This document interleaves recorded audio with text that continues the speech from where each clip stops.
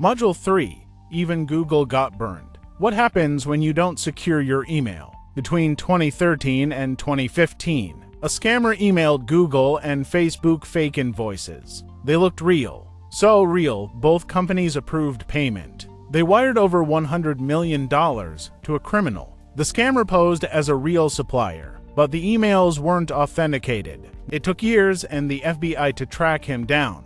The story hit the press and shook the industry. If it happened to the biggest tech companies in the world, could it happen to you? So, what would have stopped this fraud from happening? Let's break it down. DMARC on both sender and receiver side to block spoofed domains before they reach the inbox. Domain monitoring tools to detect registrations of lookalike domains. Employee training. Teach your team to spot red flags. Always verify payment requests, especially if they're urgent or unexpected. BIMI brand indicators for message identification. It displays your verified logo in inboxes, creating instant trust. But it only works if DMARC is fully enforced.